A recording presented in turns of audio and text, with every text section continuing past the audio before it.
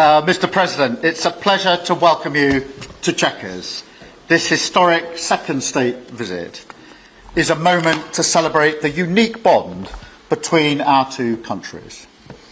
But today we've gone far beyond that. We've renewed the special relationship for a new era. The United Kingdom and the United States stand together today as first partners on defence, first partners in trade, with the groundbreaking deal we struck in May, and now with the new agreement that we've just signed this afternoon. We're confirming our status as the first partners in science and technology, ready to define this century together, just as we did the last. This tech partnership has the power to change lives.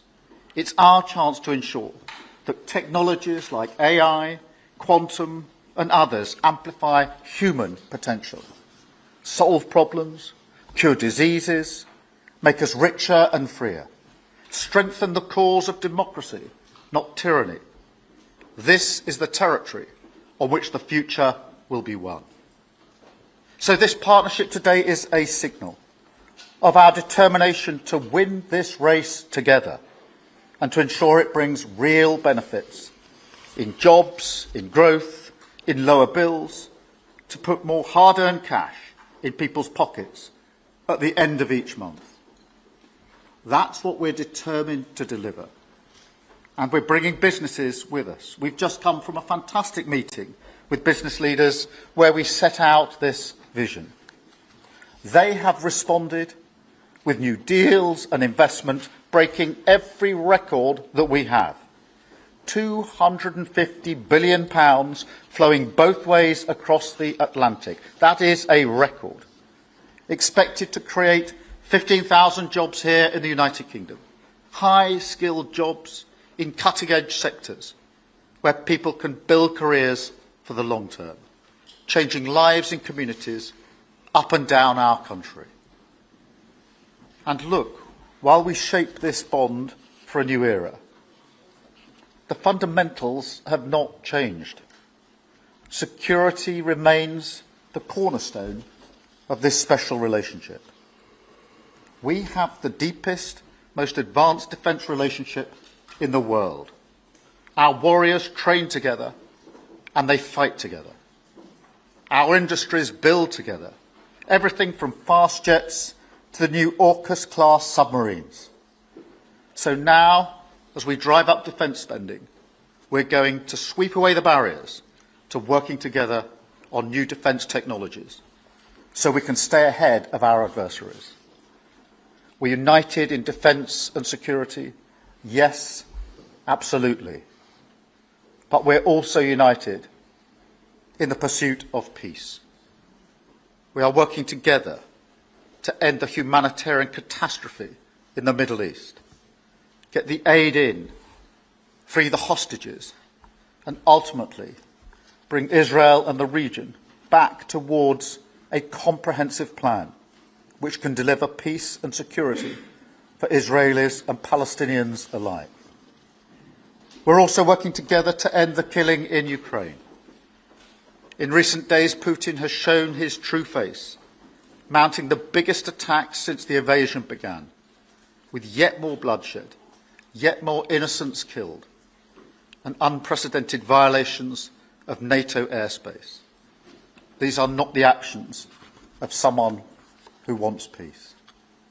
So we've discussed today how we can build our defences further, support Ukraine, and decisively increase the pressure on Putin to get him to agree a peace deal that will last.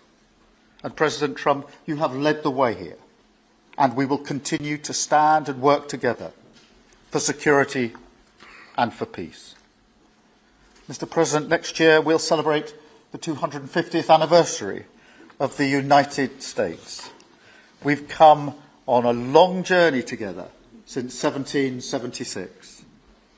But it's no exaggeration to say that the partnership our two nations have built has shaped the world from the beaches of Normandy to the founding of NATO, to the creation of technologies that have revolutionised our lives. Time and time again, it is British and American men and women side by side, changing the path of history and turning it towards our values, towards freedom, democracy and the rule of law. In Britain, we take huge pride in that.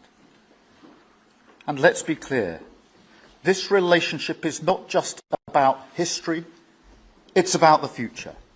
It's about the benefits it delivers now and for decades to come, to make our people safer and better off. We've shown today that we're delivering those benefits, improving people's lives. So we will go into that anniversary year more optimistic than ever and more confident than ever about our two great nations and what they can achieve side by side. Thank you. And it is now my pleasure to give the floor to Mr. President. Thank you. Thank you very much, very much.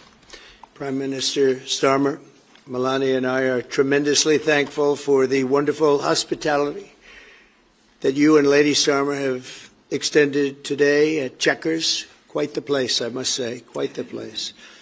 And we're grateful beyond words for the spectacular honor of the state visit yesterday at Windsor Castle, hosted by His Majesty King Charles III and Her Majesty Queen Camilla. These are two fantastic people. We will never forget it. As I said last night, the bond between our countries is like no other anywhere in the world. The United States and the United Kingdom have done more good on this planet than any two nations in human history. That is thanks in large part to the traditions of British liberty, which grew up on these isles, these beautiful, magnificent isles, and were carried by our ancestors to the New World. We're forever joined, and we are forever friends, and we will always be friends. This enduring connection is why I was thrilled that the United Kingdom was the very first country with which we made a historic trade deal, and a very good trade deal. He's a tough negotiator. I think it was a better deal for you than us, but these are minor details. It's a very good deal for both of us. He's a great negotiator. We will extend our unparalleled security alliance into the realm of economic security for the first time, and I look forward to finalizing it very soon. We'll have it done very quickly. We have also just signed a historic technology prosperity deal, one of a kind, to ensure our countries lead the next great technological revolution side by side. In fact, we just left the business leaders, the biggest in the world. Some are in this room right now. And that was quite a meeting we had on business and trade and technology. This trip has galvanized $350 billion in deals across many sectors, and we're committed to ensuring that the UK has a secure and reliable supply of the best AI hardware and software on Earth. And we supply that, and we'll make sure we supply it in quantity to the UK. We also are joining forces on quantum computing and nuclear power, a natural partnership for close allies. The United States, as you probably have heard, is doing better than it has ever done in terms of business and investment. The stock market has hit a new high, as you know, and that's for many, many days out of our fairly short 8 months.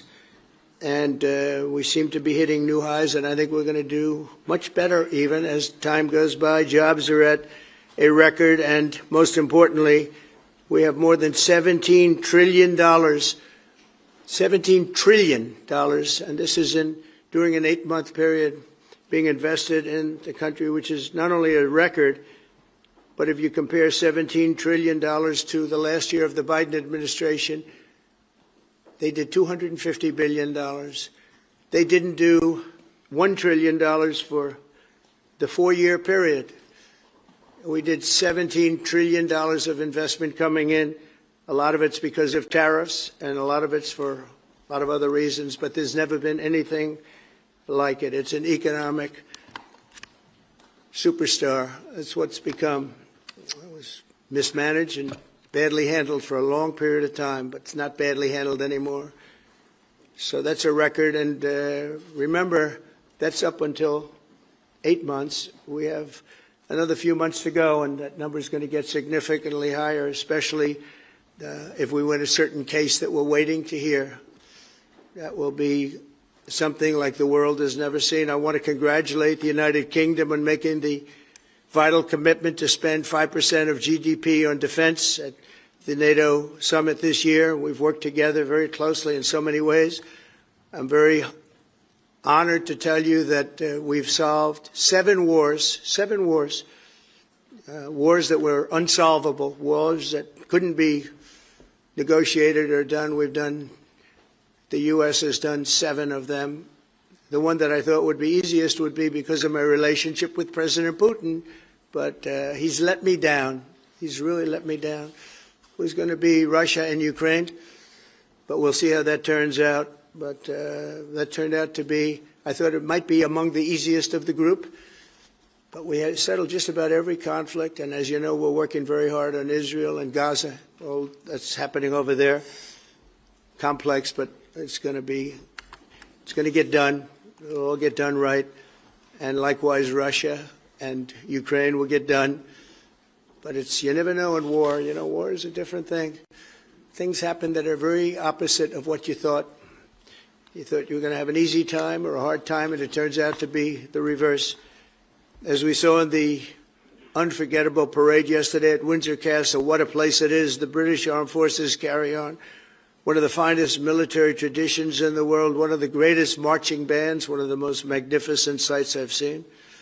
I know that our service members look forward, and we do look so forward to working even more closely with yours as you push toward that 5% goal. And I think, Mr. Prime Minister, you're just about there. You're going to be there very quickly, along with a lot of other great countries.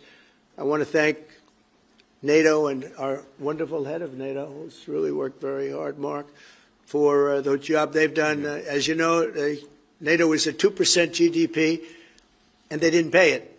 Now they're at 5%, then they pay it. And we appreciate that. And we're sending a lot of weapons to NATO. NATO is paying for those weapons in full. But we're sending them, and we're doing a great job at getting them what they need. And we appreciate the fact that they're taking care of it, because the United States is into that war for $350 billion. And just really very sad. Just got out of control. They didn't know what they were doing. But over the generations, British and American warriors have shed their blood side by side in defense of liberty and freedom. And that's why it's so imperative that the United States and the United Kingdom stand together for these fundamental rights and values of the English-speaking world. And we've always stood together, and we will continue to. Just last week, a great American, Charlie Kirk, was heinously assassinated for speaking his mind. He was a great young man, incredible future. Some people said he might be president someday. I told him, I said, Charlie, I think you have a good shot someday at being president. And he just wanted to take care of youth. He loved youth.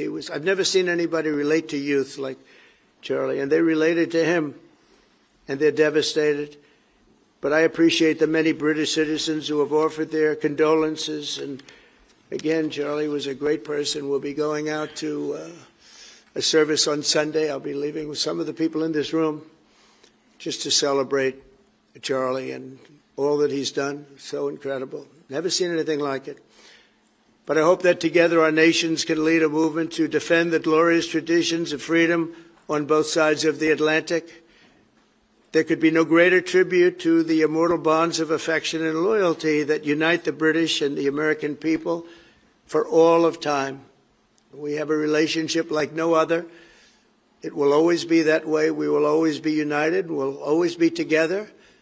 And I just want to thank you, Mr. Prime Minister, for the great job I think you're doing. Thank you very much. Thank you. Thank you.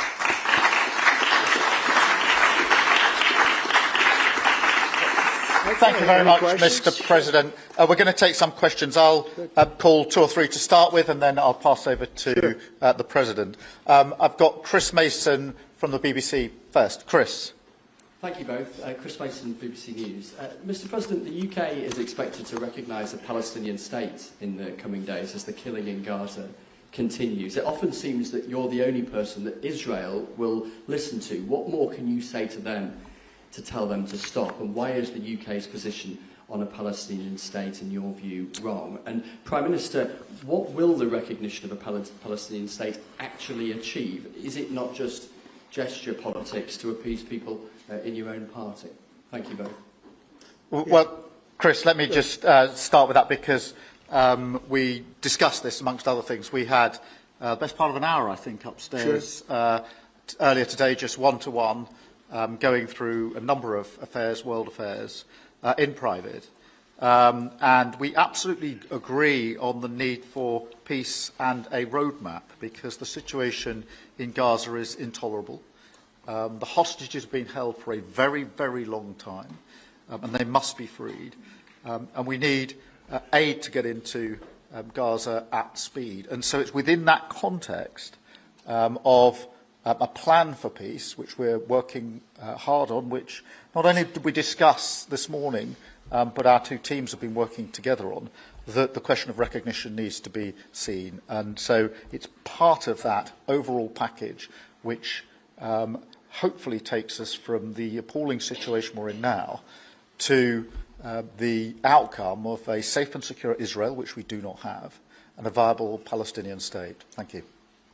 Well, simply, I want the hostages released now, right now, not 1, 2, we'll give you 3 more tomorrow, and, you know, like it's been, but we're the ones that got all the hostages released. We got many, many came to the Oval Office, and I've heard stories like I've never thought even possible.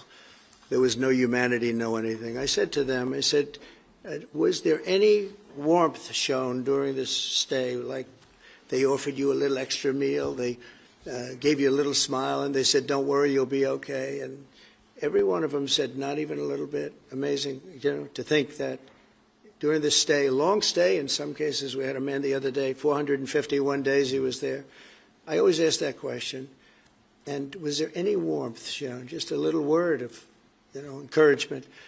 And the answer is every time, absolutely not. I'm shocked to hear it, because in the worst cases, there's always somebody that comes through. We have to remember October 7th, one of the worst, most violent days in the history of the world, not just there, the history of the world. And I got to see the tapes, and I wish I didn't see them, actually, but I got to see them. And I want an end. I want the hostages released, and I think it's going to be okay. But it has been a brutal period of time. But this has been going on for a long time. This is not something that's over the last year, 2 years, but this has been for decades and decades. But we want it to end. We have to have the hostages back immediately. That's what the people of Israel want. They want them back. And we want the fighting to stop, and it's going to stop. But a lot of bad things. You know, Hamas said that they're going to put the hostages up as bait. They're going to put the hostages in front of any attack. And that's pretty brutal. We haven't heard that one in a long time. So we have to remember that. So I have a disagreement with the Prime Minister on that score. Okay? One of our few disagreements, actually. Great. Can I take Jack from The Sun? Jack. Thank you both. Jack Elson from The Sun. Mr. President, in the 9 months you've been in office, you've been incredibly successful in all but eliminating crossings on your southern border. Yeah. Meanwhile, illegal migration is at record levels in Britain. The Prime Minister is trying to tackle that. What advice would you give to the man standing next to you on trying to stop illegal migration in Britain? And Prime Minister, if I can just ask, the President is all about drill, baby, drill in terms of trying to secure American energy and cut bills for Americans. Meanwhile, you are turning Britain's back on oil and gas in favour of renewable energies, such as wind turbines. Why do you think that you are right and he is wrong? So we had millions of people flowing in, totally unchecked, totally unvetted from the Biden administration. 25 million, in my opinion, that would be about 25 million. They came from prisons, they came from mental institutions, they were gang members, they were drug dealers. They came from the Congo. They came from all parts of South America. They came from everywhere. Think of it. Prisons from the Congo being released into the United States. Prisons opened up in Venezuela and many other countries pouring into the United States. And I couldn't believe it. And one of the reasons I decided to run. I decided to run because I don't want to be controversial, but you see what's happened and you see all the information that's come out. We won in 2020 big. And I said, let's run, we got to run, because I saw what was happening. And the worst thing that I saw was all of these people. You know, we've already solved inflation. We've solved prices. Oil is way down. Energy is way down in the United States. But what I saw happening with millions of people pouring into our country, I couldn't stand to watch it.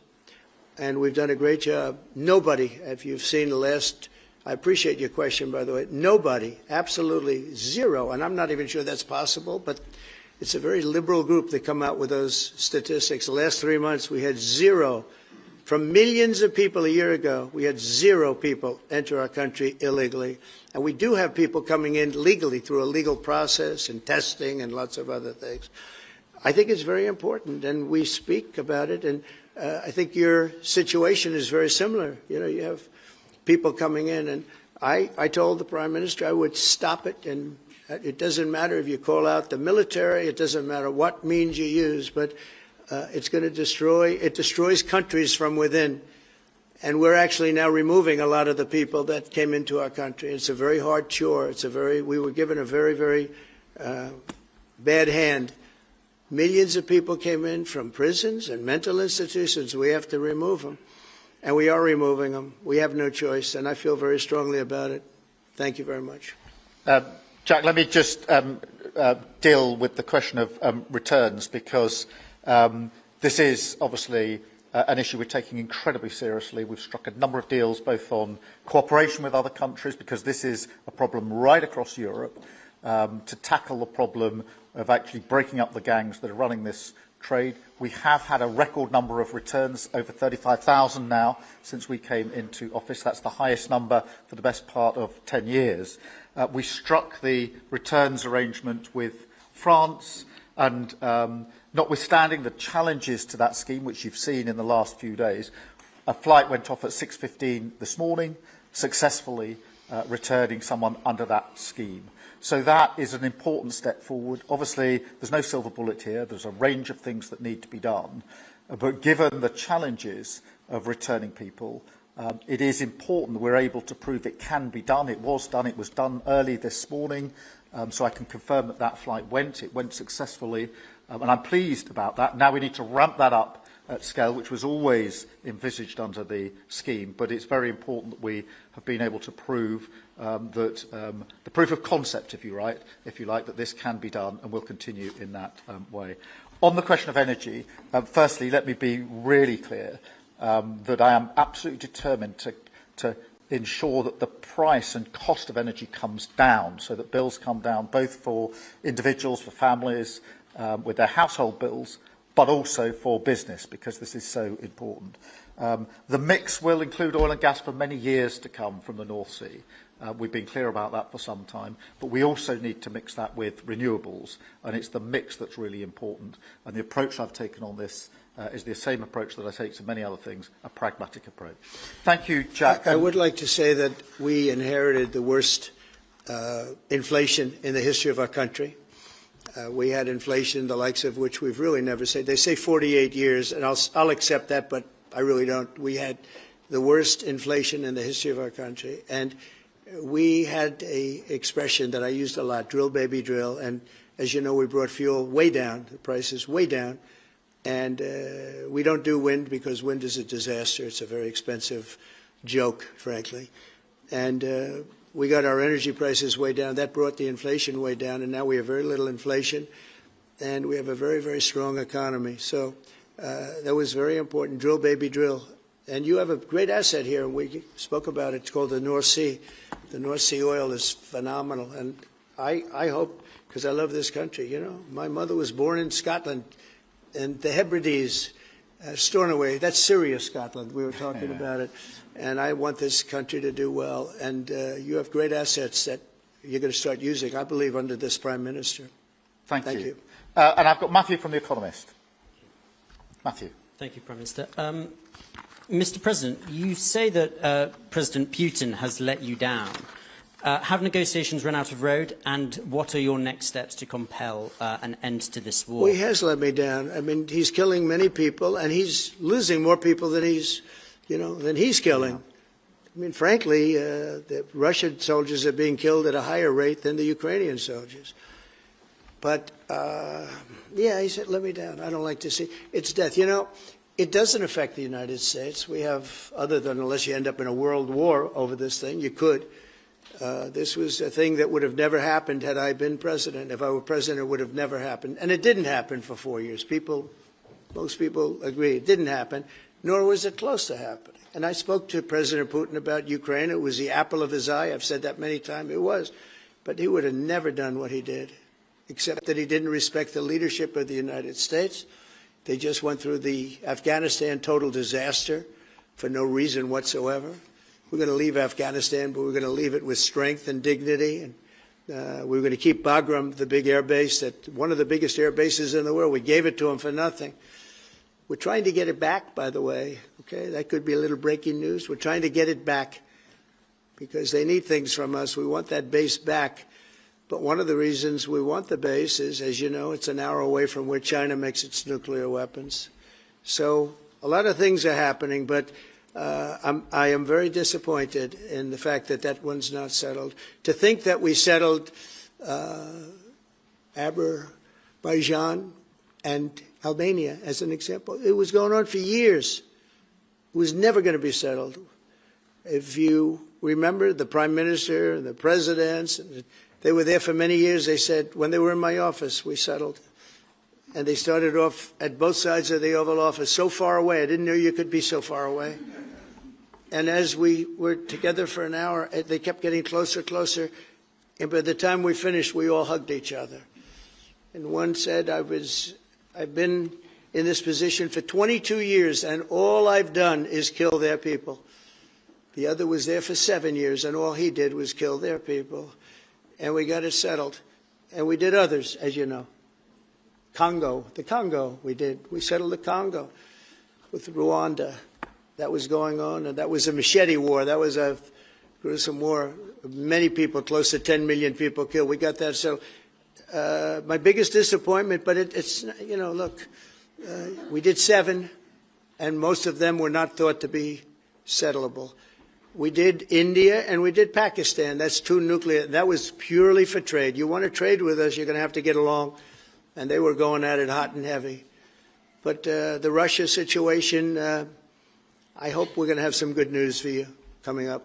But again, it doesn't affect the United States. And look, it doesn't so much affect you. Of course, you are a lot closer to the scene than we are. We have a whole ocean separating us. But I will say this, it's millions of people have died in that war, millions of souls. And they're not American. They're soldiers, mostly soldiers, as you know. The soldiers are being killed at levels that nobody's seen since the Second World War. But they're being killed, and I feel I have an obligation to get it settled for that reason. Thank you. And just to add on that question, because we have to put extra pressure on Putin. And it's only when the President has put pressure on Putin that he's actually shown any inclination to move. So we have to ramp that pressure up. I think it's important to have this conversation in the context of what's happened in recent weeks.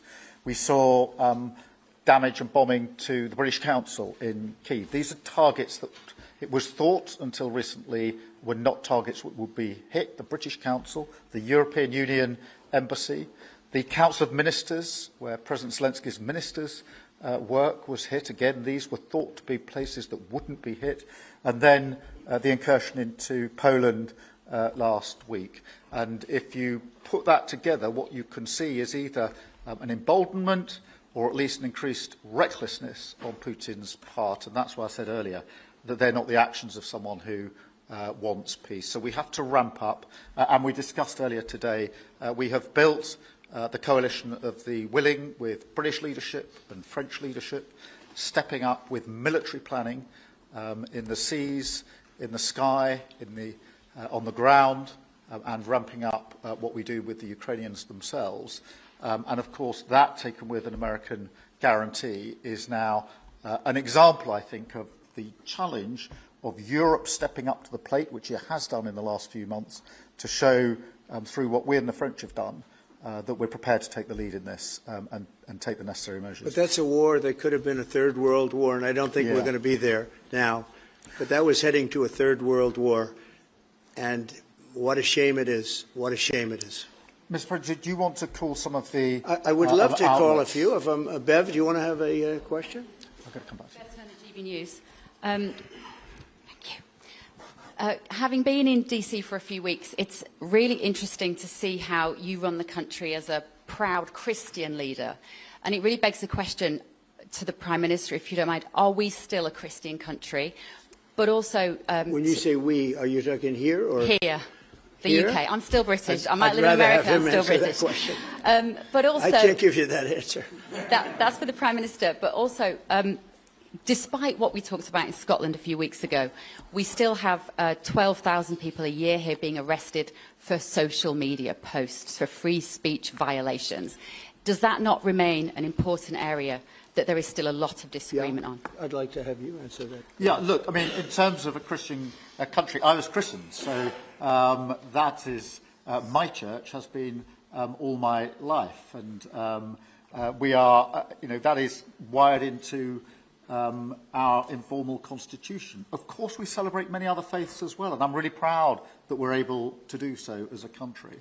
And on free speech, that has long lived in this country, free speech. It's one of the founding values of the United Kingdom, and we protect it jealously and fiercely, and always will, and we will bear down on any limits on free speech. I draw a limit between free speech and the speech of those that want to peddle paedophilia and suicide social media to children, and therefore I'm all for free speech. I'm also for protecting children from things that will harm them, paedophiles, those that peddle suicide, which had a terrible consequence for individual, particularly teenagers. And so that's the balance we strike. But we have had freedom of speech in this country for a very long time, and we will always protect it. Thank you. Thank you very much. Brian, please.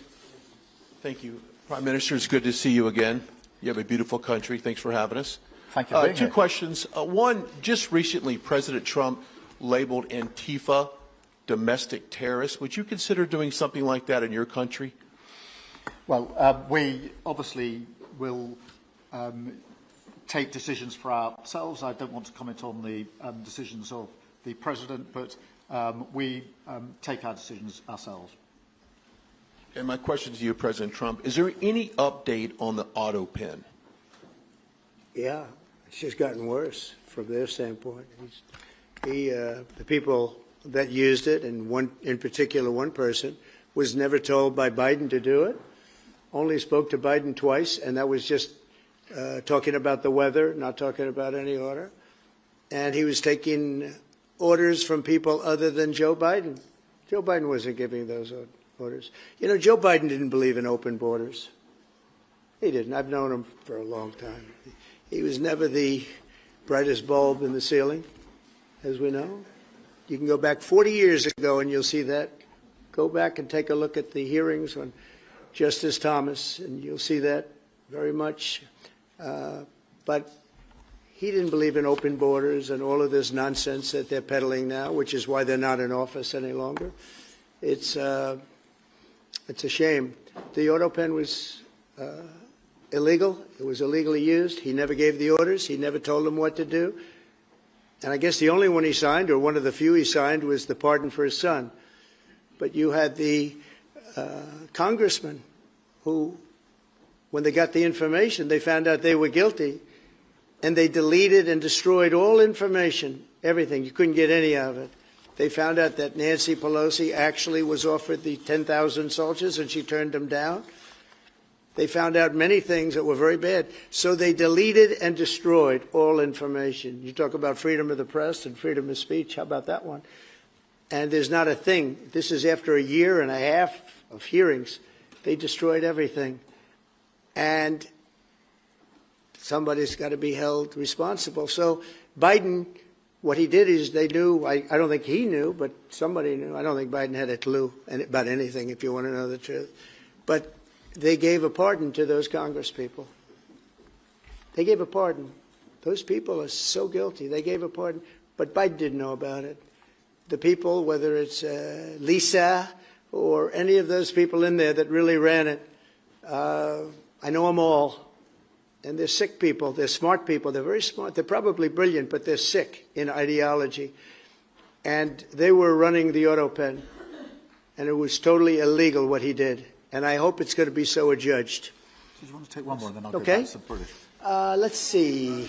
Peter, go ahead. Thank you, President Trump.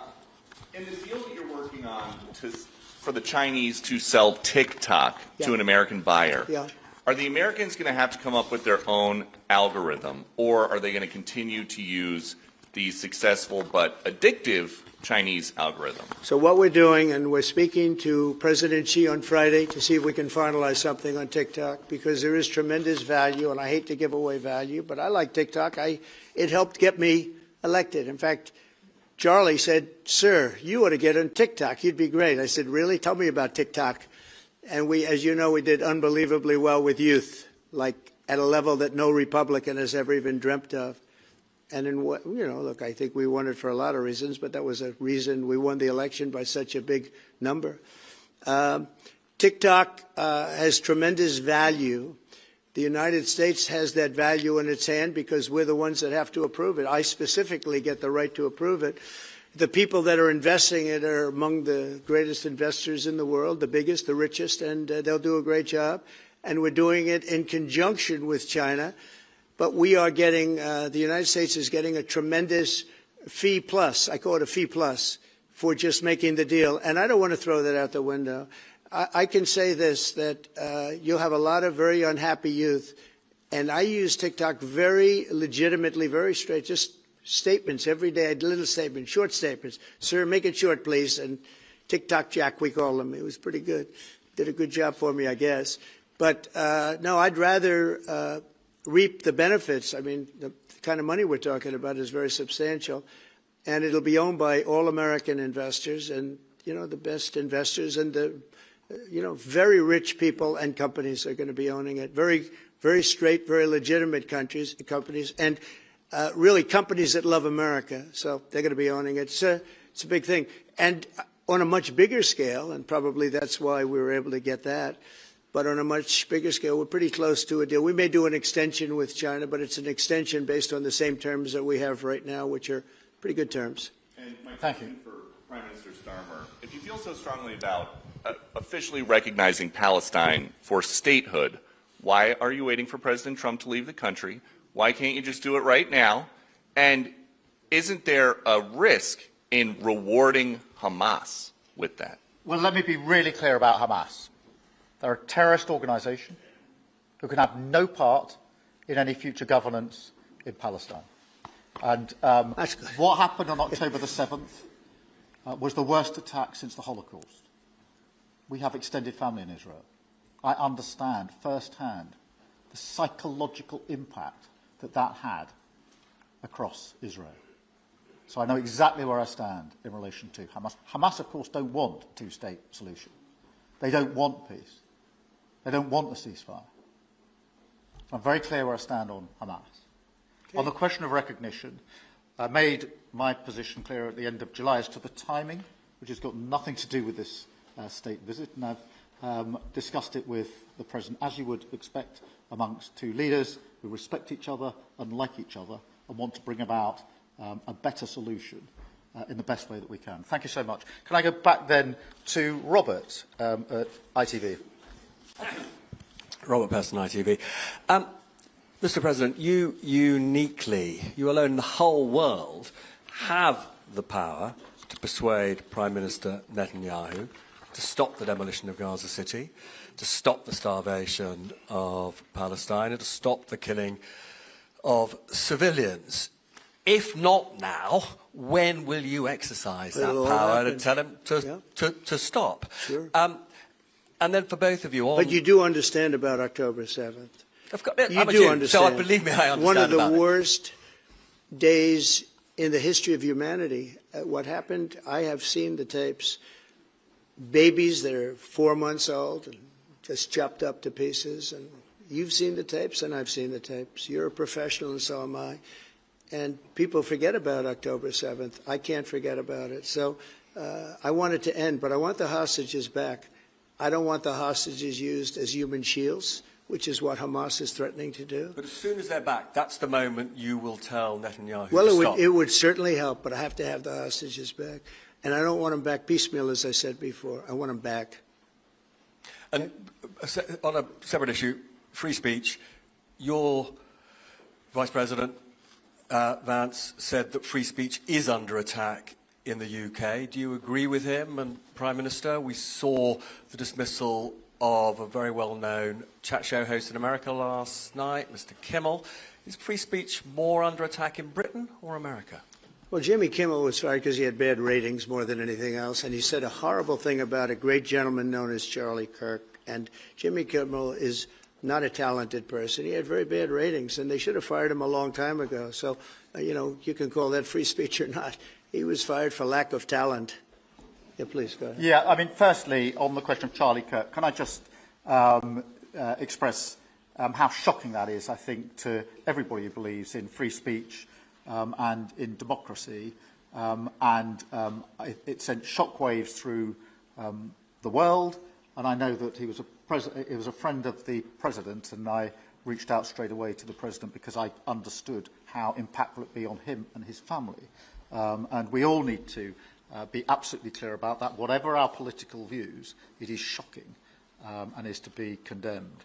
On free speech, not much to add to the answer I gave earlier. This country's had free speech for a very, very long time. It is part of who we are as a country, and it is the values that we fought for. We fought for it during the Second World War alongside each other. So we need no reminding of the importance of free speech in this country. Thank you, Robert. And I go to Beth for the final question, please. Beth. Thank you so much. Sky. Thank you, Beth Rigby, Sky News. Thank you, Prime Minister. If I could start with you.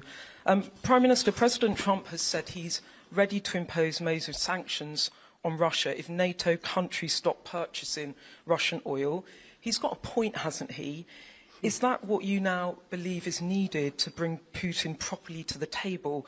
And what's your message to the President on US sanctions? And, Mr. President, if I may, the King praised your personal commitment last night to finding solutions to the world's most intractable conflicts. You have invested much of your time and effort in Ukraine. But even as you seek to broker a deal, President Putin is escalating the war. He's firing drones into NATO airspace. You say he has let you down. Was it a mistake to invite him to Alaska? Do you regret it? No. And is it time to squeeze him, sir, and scare him and impose sanctions? And finally, if I may, the elephant in the room, Lord Mandelson, he is no longer the ambassador. Do you have some sympathy with him that he lost his job over historic links to Jeffrey Epstein? Thank you very much, sir. I don't know him, actually. I had heard that, and I think maybe the Prime Minister would be better speaking of that. That was a choice that he made, and I don't know. What is your answer to that? Well, I mean, it's very straightforward. Some information came to light last week which wasn't available when he was appointed, and I made a decision about it, and that's very clear. On the question of the pressure on Putin and on Russia, which is obviously really important, look, I think it is a challenge to Europe. There are a number of European countries which are too reliant on energy from Russia. The UK actually obviously has almost got nothing at all, but we do need to bear down and work with our European counterparts here. There are one or two countries, I think, that do need to look again at the question of energy. There's no one silver bullet here. We do have to have a wider suite of sanctions, which we've put in place a number of times, working across Europe and with the United States. And, of course, we must, and we are, making sure that Ukraine is in the strongest position now, because one of my long concerns here has been that whilst we talk about a ceasefire, and we all want a ceasefire, and we talk about what might happen after a ceasefire, we mustn't forget that Ukraine needs our support now. And we've said we stand with Ukraine from the start to finish, and that means we must continue to supply them with what they need in order to fight this war, which, of course, resulted from and is a result of Russian aggression. We have particularly done the sort of leadership role in the coalition of the willing, so that if there is a ceasefire and if there is a deal, and I do hope there is, that is then lasting and not then broken, because given previous history, I don't trust Putin. Thank you. Very simply, if the price of oil comes down, Putin's going to drop out. He's going to have no choice. He's going to drop out of that war. And when I found out that the European nations were buying oil from Russia, and as you know, I'm very close to India. I'm very close to the Prime Minister of India. I spoke to him the other day, wished him a happy birthday. We have a very good relationship. He put out a beautiful statement, too. We have, but I said, I sanctioned them. China is paying a very large tariff right now to the United States. But I'm willing to do other things, but not when the people that I'm fighting for are buying oil from Russia. If the oil price comes down, very simply, Russia will settle. And the oil price is way down. We got it way down. We're drilling and we produce more oil than anybody else in the world. We're doing a lot. But I was disappointed to see that. And the Prime Minister was disappointed to see that. And it wasn't him. It was other countries. And you can't do that. You can't do that. You can't. That's not playing fair with the United States. And we can't have that. Thank you. Thank you very much indeed. Thank you. Thank you. Thank you. Thank you.